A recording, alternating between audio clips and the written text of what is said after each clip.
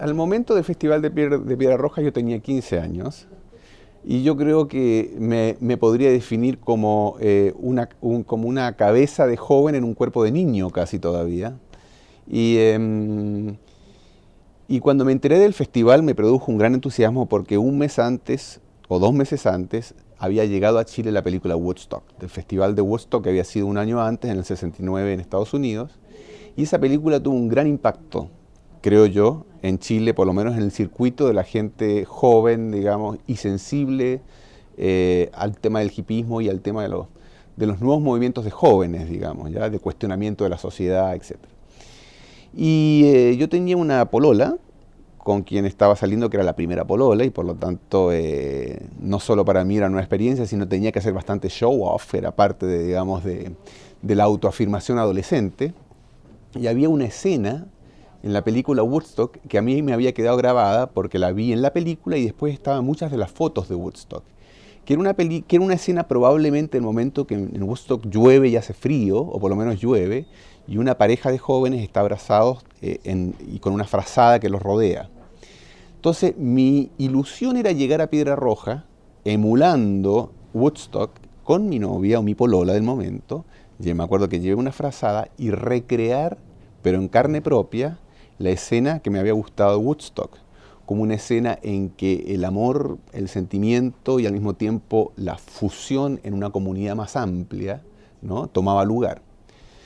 Entonces, lleno de estas ilusiones, ¿no es cierto?, de ir al lugar emblemático en que se juntaba, digamos, la música con el espíritu de comunidad, con la pequeña utopía pseudo hippie del momento, partimos para allá, con mi polola y 2 amigos más. Recuerdo que tomamos una micro, otra micro, finalmente llegamos a un lugar que probablemente es hoy el pueblito de los Dominicos, que está bastante más abajo de lo que en ese momento se hizo el festival, y de ahí nos largamos a caminar. Y caminamos, y caminamos, y caminamos, a lo mejor caminamos 1 hora, no tengo el recuerdo, pero sí tengo el recuerdo que era cuesta arriba, ¿ya? Y tengo hasta el recuerdo de haber pensado mientras caminábamos que me decía a mí mismo, ¿no es cierto?, si voy a la utopía, tiene que ser difícil llegar, ¿ya? El camino a la utopía requiere un esfuerzo, ¿eh? Es decir, que hasta se me coló un poquito de calvinismo, digamos, dentro de esta mirada pseudo hippie. Llegamos al festival y no se entendía mucho qué era el festival. Por favor, todo abajo del escenario, por favor. Todo abajo, todo abajo. No se puede así. Cuidado con los cables de la luz. ¿Ya? Es decir, la idea proyectada o anticipada en mi cabeza era ver una masa de gente en una especie de comunión alegre, ¿no es cierto?, y festiva. Y más bien lo que parecía el festival, según mi recuerdo, que es un poco difuso a esta altura de la vida, es que había grupos dispersos, no era una cosa compacta, sino medio diluida, media dispersa, no muy bien organizada, donde la música tardaba, no llegaba el momento que tenía que llegar, como que los equipos estaban fallando, no había mucha información al respecto. Y lo otro que me impresionó también, bueno, por supuesto no faltaban grupitos donde había una guitarra, ¿no es cierto?, y una mujer que parecía como sacada de un cuadro de Botticelli, ¿no es cierto?, así como con trenzas o pelo largo, muy linda, etc. Pero lo que me impresionó negativamente, ¿ya?, es que yo había proyectado una escena casi bucólica, pastoril, y me pareció que había una mezcla entre gente de barrio alto, ¿ya?, con ciertas ilusiones, gente de sectores populares que querían acercarse a esta situación, pero también gente que quería aprovecharse a ver si alguien se descuidaba para robarle algo. O sea, había de todo, ¿ya? Es decir, en cierta forma era el repertorio de lo humano, ¿no?, en toda su diversidad, buena y mala, confluyendo en este espacio pseudo improvisado, o digamos, organizado precariamente, ¿no? Pero de todas maneras, pese a eso, la sensación de estar ahí en ese momento era la sensación de que había una especie de punto de inflexión.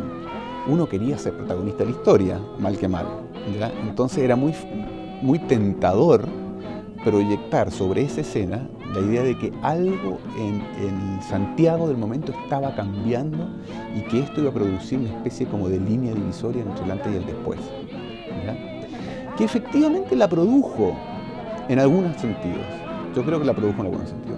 En primer lugar, la produjo porque inmediatamente fue manipulado y utilizado por los medios de comunicación que siempre han tenido un sesgo conservador en Chile y ya lo tenían en esa época, ¿no es cierto?, para estigmatizar el Festival de Piedra Roja como aquello en el cual se revelaba que el hipismo era un peligro para la familia, era tóxico, ¿no es cierto?, que lo prevalecían eran las drogas, y que por lo tanto lo que se requería era una mayor vigilancia de la sociedad y de la familia respecto de los jóvenes de esa época.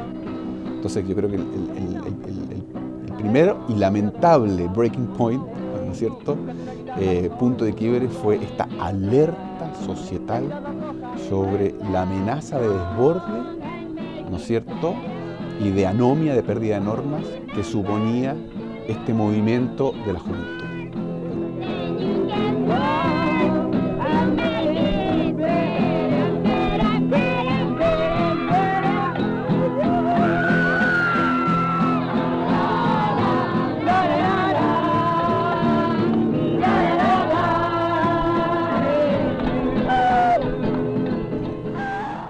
Pero al mismo tiempo que vino esto, de alguna manera producía cierta satisfacción el que se convirtiera en acontecimiento y noticia.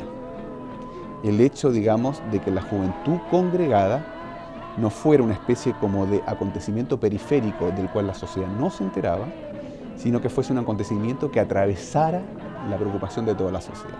Había una cierta satisfacción, por lo menos de mi lado, en ese punto, ¿ya? Es decir, más vale ser mal conocido que desconocido. Esa era como, si se quiere, la idea por lo menos que pasó por mi cabeza.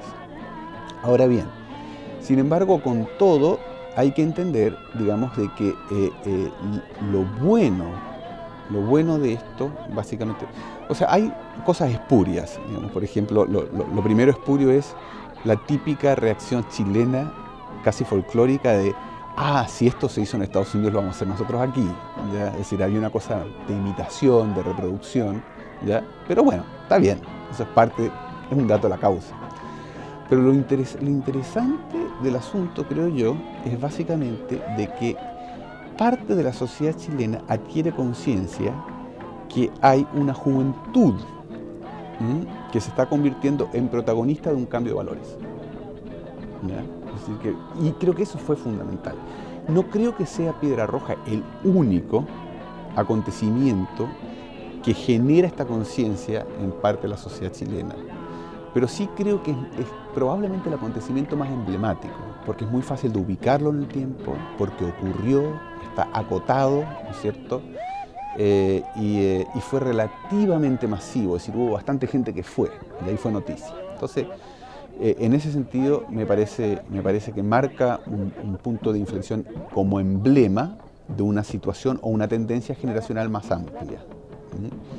Ahora, el cambio valórico que implicaba en primer lugar una actitud crítica frente a los valores de la familia, ¿ya?, una afirmación de la autonomía como un valor importante a conquistar, ¿ya?, un deseo de autoexperimentación que iba más allá, digamos, de la transmisión intergeneracional de valores y conductas, ¿ya?, que me parecía muy importante, y rescato incluso la droga en sentido positivo, ¿ya?, como parte de esta voluntad de autoexperimentación, ¿ya?, una voluntad de emancipación, es decir, de romper límites, ir más allá de lo que normalmente se consideraba lo vivible, ¿ya?, un deseo de vivir otras cosas.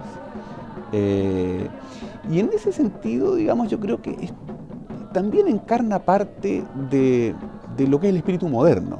Es decir, no es tan distinto del espíritu moderno en esa voluntad de experimentación, de emancipación, de autonomía, de romper y recrear valores, ¿ya? Esa parte de la modernidad yo creo que está también en esto, digamos, en este hipismo que aflora en ese momento y que me parece importante.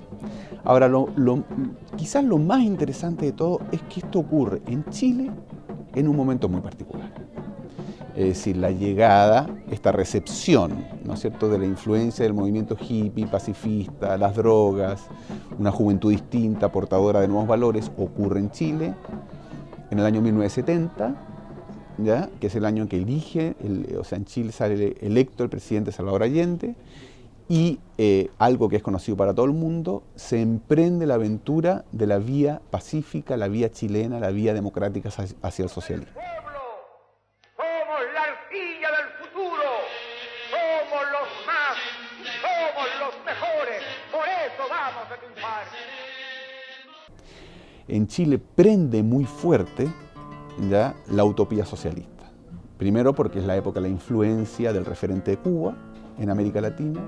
Segundo porque instalándose en Chile un gobierno de izquierda, viene mucha población exiliada de países donde ya había dictaduras, como es el caso de Brasil, como es el caso de Bolivia, ¿ya? Como es el caso de Argentina y Uruguay, pero Uruguay no tanto, pero Argentina sí. Entonces se genera, y además las contradicciones de clases sociales producen en Chile un muy fuerte calentamiento político. Es decir, donde lo político, lo ideológico, los proyectos de sociedad desde la política adquieren una relevancia que no habían tenido hasta ese momento, ¿ya?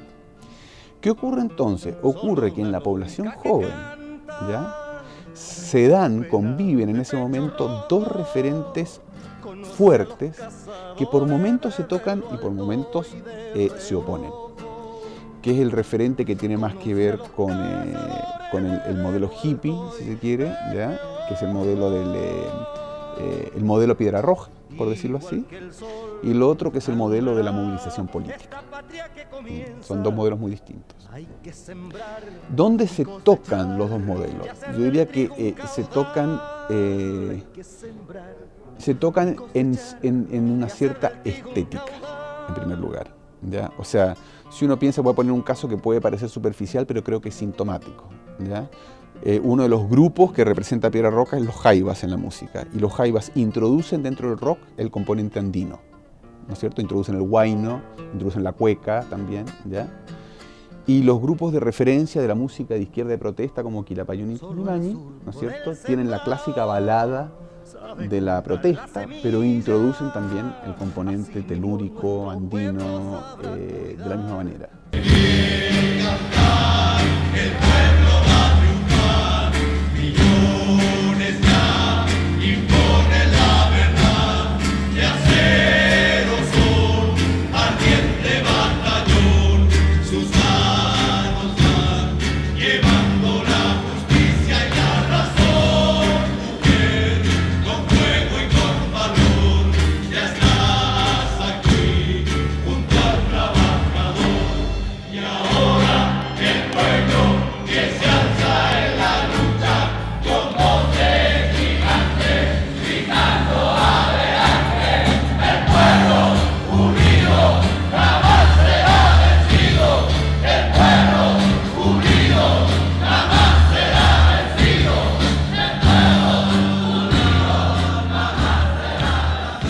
Entonces yo creo que, curiosamente, el hipismo chileno tiene un referente telúrico, un referente a la tierra, un referente a esta espacialidad en que estamos, ¿ya?, que puede ser Chile, América Latina, pero básicamente tiene que ver con eso, ¿ya? Y en el mundo de la izquierda política también, ¿ya?, se da esto. O sea, se da el cruce entre un universalismo de ideas que vienen de afuera, ¿no es cierto?, ya sea que vienen, qué sé yo, por un lado pongamos, por ejemplo, no sé, Timothy Leary, ¿ya?, y por otro lado pongamos a Marx, ¿ya?, pero por otro lado aterrizan en un híbrido, en ambos casos, donde se trata de darle un contexto local, un contexto nacional o un contexto latinoamericano. Entonces yo creo que por ese lado se tocan. Se tocan también en que los dos son movimientos, como te decía, yo creo, ¿ya?, muy sintomáticos de la modernidad. Es decir, de aquella parte más utopizante de la modernidad. La utopía socialista, ¿no es cierto?, de un mundo distinto. Claro, es una utopía que pasa por el Estado, pasa por el poder, pasa por el asalto al poder, ¿no es cierto?, pero pasa por la construcción de un mundo nuevo. O sea, ese es el referente final. Y por este otro lado, digamos, todo este nuevo mundo hippie de la juventud, del cual Piedra Roja es sin duda un emblema, también tienen en la cabeza, no a través del asalto al poder, sino probablemente mucho más del cambio en la vida cotidiana, la idea de nuevas formas de sociabilidad, nuevas formas de relación, nuevos patrones de comunidad, ¿no? Entonces, los dos tienen en ese sentido la idea de un cambio radical, nada más que unos de arriba hacia abajo, en el caso de la izquierda política, y el otro de abajo hacia arriba, en el caso de grupos más filo-hippies, como fueron Silo, como fue el Grupo Arica, como fueron, digamos, grupos más comunitarios de la época, ¿ya? Que hablaban del cambio personal más que del cambio político, pero comparten este espíritu libertario, ¿ya? Y los dos, por supuesto, en contraposición con los sectores más conservadores de la sociedad chilena, que frente a esto también se atrincheran, es decir, se colocan más defensivos en la política, ¿no es cierto?, la derecha mucho más confrontacional, finalmente golpista además, y en el mundo de la familia, ¿no es cierto?, donde empieza este conflicto generacional más fuerte, ¿ya?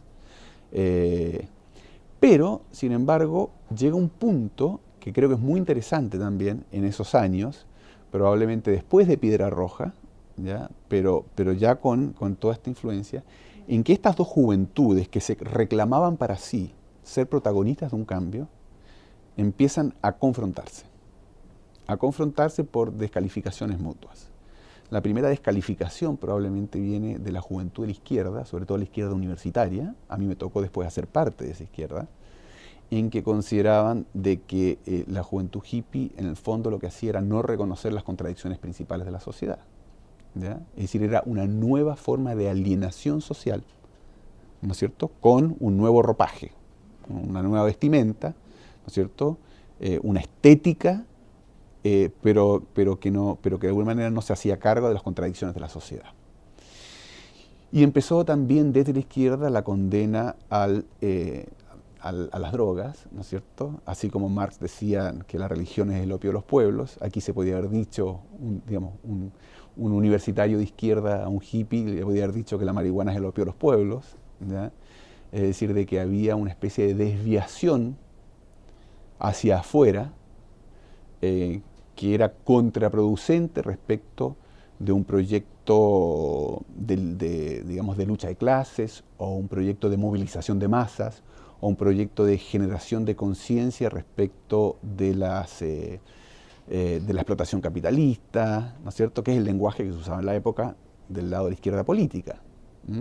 Y del otro lado, yo diría en la línea más hippie, donde habían ciertos valores también, por supuesto, no era como, hippie podía significar muchas cosas, pero digamos los que se lo tomaban en serio, digamos, consideraban que el cambio personal era muy importante, que finalmente podía contribuir a un cambio colectivo, consideraban de que había referentes que había que incorporar en esta búsqueda libertaria, como la llegada de la meditación, el uso terapéutico de las drogas, la afirmación de la paz, los primeros esbozos de lo que sería como respeto al medio ambiente, ¿no es cierto?, la ecología profunda, todo eso empieza a aparecer. Pero desde ese lado se descalifica, ¿ya?, en este Chile tan experimental, que fue el Chile entre 1970 y 1973, ¿no es cierto?, un experimento tras experimento, que fue muy lindo en ese sentido, una gran experiencia histórica. En este Chile, o sea, en esta juventud hippie, se veía a la juventud política también como un poco más de lo mismo. Es decir, como que caían de alguna manera en una especie de juego de lógicas dominantes, ¿ya?, de luchas por el poder, cuando lo que había que hacer era step aside, o sea, marginarse respecto de las luchas de poder desde la perspectiva, digamos, más de esta juventud neo-hippie, estaban demonizadas, eran consideradas, digamos, como parte de la alienación de la sociedad, eran consideradas como patologías colectivas incluso por momentos, ¿ya? Más todavía cuando la izquierda empezó, o parte de la izquierda empezó a transmitir con un discurso incluso más militarizado de revolución, ¿ya?, un discurso de oposición violenta a la violencia estatal.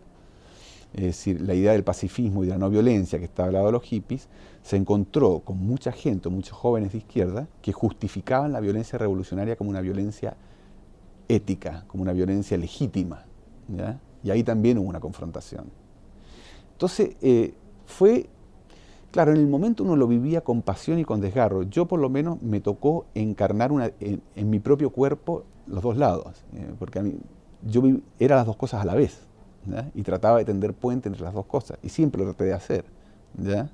Es decir, yo estaba entre los referentes filosóficos, porque yo estudiaba filosofía, además después entre el Marx de la izquierda y el Nietzsche del cambio personal, digamos, tratando de juntar las dos cosas.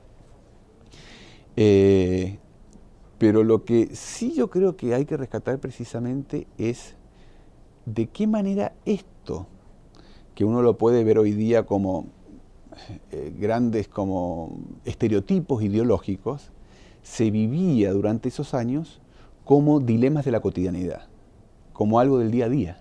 ¿Ya? Era lo que uno comía en términos de lenguaje, en términos de símbolos, era como la alimentación diaria. Entonces eso era lo fantástico, ¿ya? Eso era lo interesante del asunto. Uno puede decir, Piedra Roja, falló la electricidad, se robaron la guitarra, no había un buen baño para ir, por último, ¿ya? No había dónde, ¿no es cierto? Era incómodo, todo lo que quieras, ¿no es cierto?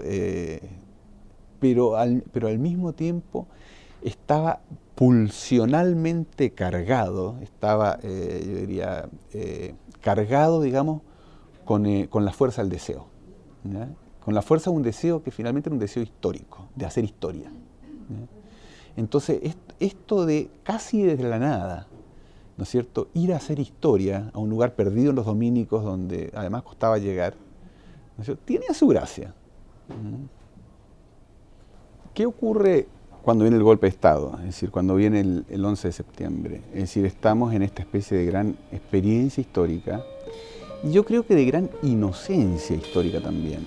Es decir, en mi caso, por ejemplo, yo militaba en un partido de izquierda, en filosofía en la Universidad de Chile, y nosotros teníamos muy claro de que íbamos en una dirección histórica irreversible, ¿ya? Que era una dirección que considerábamos positiva y que finalmente se traducía, digamos, en la instalación clara y fuerte del socialismo en Chile, porque esa era una necesidad histórica, ¿ya? Y que por lo tanto se iba a cumplir.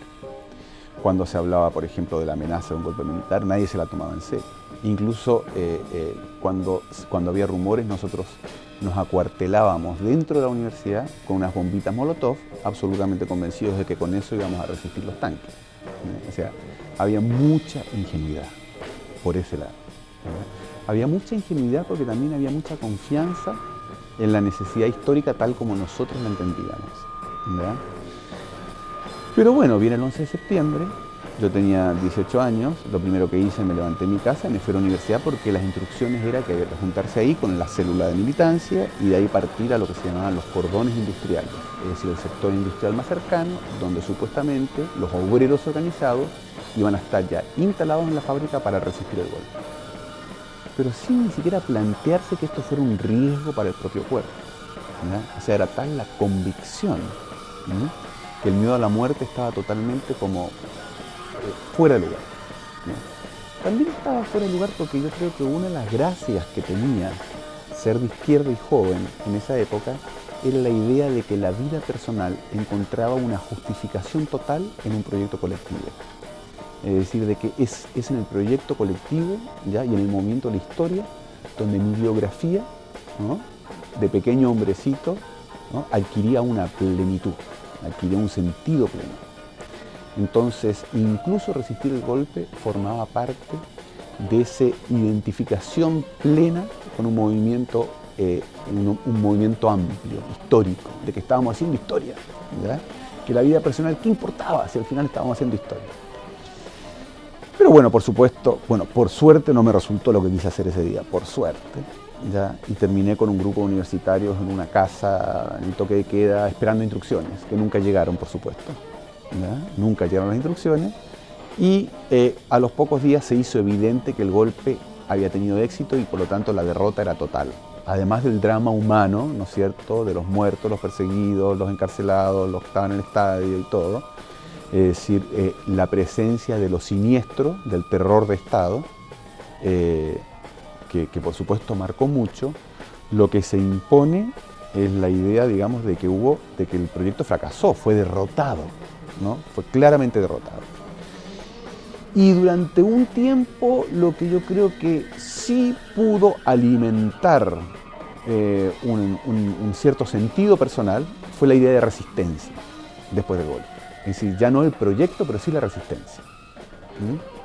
Es decir, pasamos de una lógica de afirmación a una lógica de resistencia. Había que burlar el golpe, había que burlar, digamos, el sistema, había que resistirlo, había que tratar de debilitarlo por algún lado, ¿ya? Y creo que eso ocupó el terreno del imaginario, de la conciencia colectiva que estaba del lado de oposición durante un tiempo. Pero a la vez ocurren cambios globales durante las 2 décadas siguientes, es decir, las 2 décadas de dictadura, entre 1973 y 1990. Es decir, hay una muy fuerte desmistificación de los socialismos reales, ¿ya? Que hace que mucha gente se desplace ideológicamente desde una izquierda tradicional hacia una especie de izquierda democrática distinta. Hay un cambio, digamos, desde lo que fue todo el movimiento hippie por la paz, donde Vietnam era un gran movilizador, pero se acabó Vietnam, ¿ya? Y entonces parte de eso quedó incorporado un cierto cambio en las costumbres, pero ya sin tanta epopeya, sin tanta épica, ¿no? Y después mercantilizada por la nueva era, digamos, o sea, como pasteurizada por el New Age, ¿ya? Y como se diría, se lo comió la lógica mercantil también, en alguna forma, todo esto. Todo esto hace que uno llegue, bueno, cae el muro, que por un lado es motivo de celebración, ¿ya? Pero por otro lado simboliza en gran parte del discurso intelectual el fin de las utopías y el fin de las grandes ideologías. Y entonces viene la democracia en Chile, por un lado, como un gran logro, ¿ya? Como premio a la resistencia, ¿ya? Pero al mismo tiempo viene la democracia como también el espacio en que gran parte de quienes estaban resistiendo ocupan el campo de la política, cuando el campo de la política ya no tiene grandes relatos. Entonces se convierte en un campo bastante administrativo, sí con cambios importantes, digamos, de consolidar la institucionalidad democrática, de hacer políticas sociales un poco mejores, ¿no es cierto?, de no ser tan neoliberales, a pesar de que el modelo chileno igual mantuvo una cierta continuidad en lo económico, pero donde no hay héroes, ¿ya? Donde no hay grandes sagas, no hay grandes historias, por un lado, ¿ya? Por otro lado, parte, digamos, de lo que había sido el hippismo, muchos hippies se convirtieron en empresarios incluso, ¿no? Y dijeron, no, eso fue un tema de juventud, todos fuimos hippies de joven. Pero en algunos, digamos, sí hubo un cierto cambio en las costumbres, distintas formas de relacionarse con los hijos, siguieron fumando marihuana hasta viejos, o sea, algo cambió, no sé cuán profundo, pero dejó de ser tema. En gran medida, por un tiempo largo dejó de ser. Y viene un periodo democrático, con una política desencantada, donde la resistencia deja de ser un eje de sentido, porque ya se acabó la dictadura, donde la vida personal liberada, emancipada, ya no es discurso, ¿ya? Sino que parte de eso simplemente queda integrado en lo cotidiano, cada uno en su medida, y donde lo que irrumpe muy fuertemente como generador de identidad, sobre todo en la juventud, viene mucho más por el lado de la estética, viene por el lado de la explosión de distintas músicas, viene por el lado de los consumos culturales audiovisuales, viene por el lado de los grafitis, viene por el lado de los grupos, de las tribus urbanas, los grafiteros, los hip hoperos, los raperos, etc. Entonces deja de ser como un gran movimiento histórico para hacer una proliferación de tribus urbanas, ¿ya? Y esos son los referentes de identidad que pasan a ocupar gran parte de la juventud chilena. Hay una juventud que es pragmática, que lo que quiere, digamos, es seguir una carrera universitaria y titularse y hacer plata, ¿no es cierto? Pero hay una tremenda juventud donde participa la juventud de clase media y también los sectores populares, que básicamente sus referentes son de grupos donde hay mucha complicidad hacia adentro, pero poca comunicación hacia afuera, ¿ya? O sea, donde la autorreferencia es muy fuerte y donde Los referentes para nuclearse son estéticos, es decir, son un tipo de arte como el graffiti, o un tipo de música, o un discurso pero que está metido en la música como el hip hop, ¿ya? Todo esto yo creo que forma parte de. Ahora, lo curioso es que en esta tribalización se produce una muy fuerte reapropiación de hitos históricos olvidados, ¿ya? Es decir, como aparecen además los nuevos medios de información y los medios interactivos, se hace muy fluida la recuperación de viejos referentes, pero reapropiados dentro de esta lógica de tribus y de nuevas producciones de identidad. Es decir, no en el contexto originario en que se dieron, sino en esta especie de reciclaje intensivo, así como se reciclan los Beatles, digamos, ¿ya? Se reciclan también estos referentes. Y ahí aparece Piedra Roja, ¿ya? Es decir, yo creo de que si hoy día hay jóvenes hablando o evocando Piedra Roja, algo que nunca vivieron, algo del cual tienen una información muy lejana, indirecta y difusa, es porque proyectan sobre ese evento la posibilidad de una recuperación y un reciclaje, ¿ya? Para ese collage, ese pastiche que forma su identidad hoy, ¿no? Entonces, pero, o sea, eso forma parte de una dinámica de recuperación de referentes. Pero lo interesante es por qué son esos los referentes que recuperan. Es decir, por qué los jóvenes vuelven hoy día o han estado volviendo al periodo de la Unión Popular, al Chile de fines de los 60 y principios de los 70, a los jóvenes de esa época.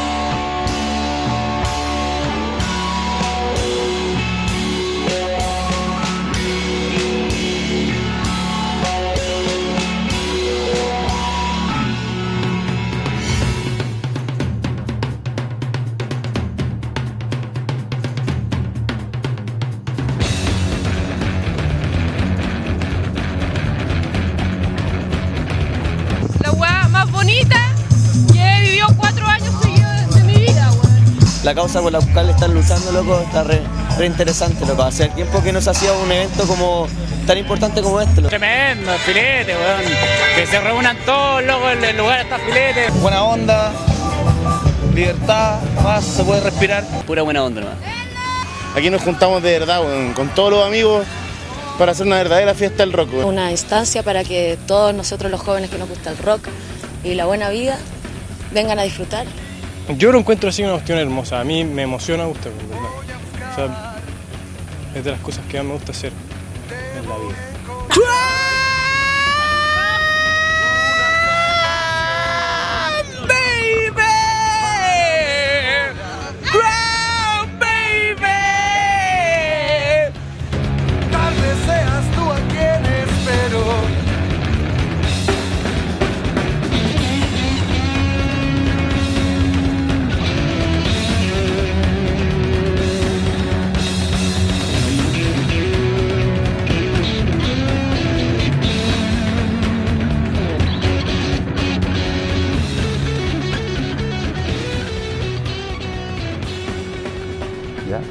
Porque yo creo que hay una nostalgia de algo que ellos perciben que no forma parte de su historia, pero que estaba muy cargado de sentido.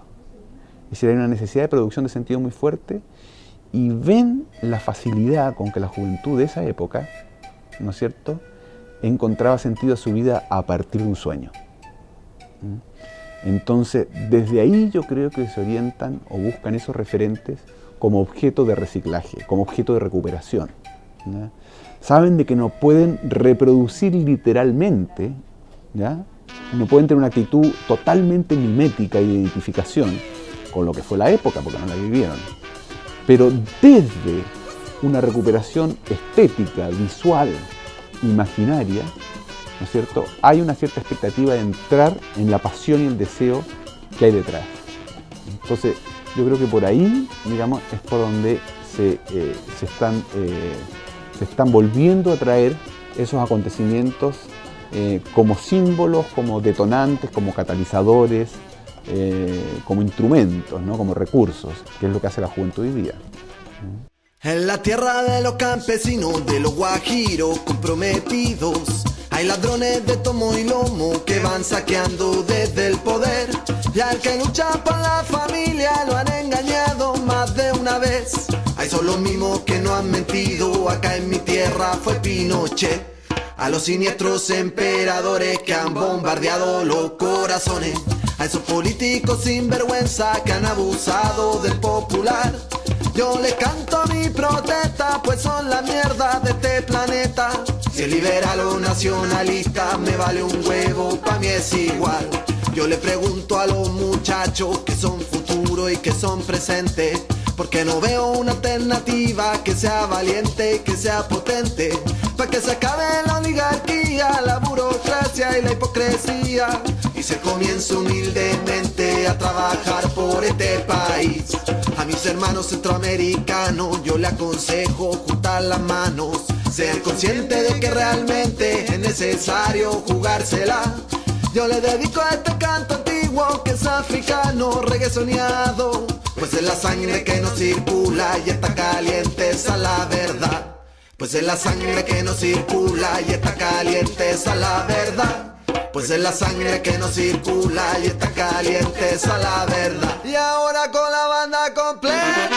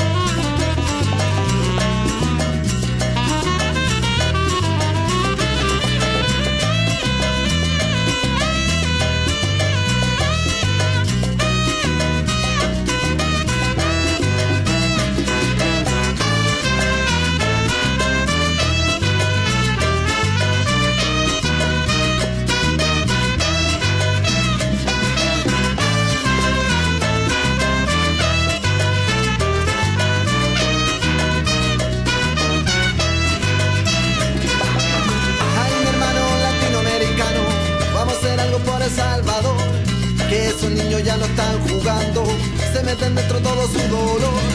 Ay, mi hermano centroamericano, vamos a hacer algo por Honduras, que mucha gente que la tiene dura se van para el norte como ilegal. Ay, mi hermano mesoamericano, vamos a hacer algo por Panamá, que ese gringo se la está llevando y el pueblo copia su enfermedad. Guatemala yo te canto con el corazón, Nicaragua yo te canto este reggaezón. Hay Honduras, dale arriba como El Salvador. Centroamericano, levántate por favor.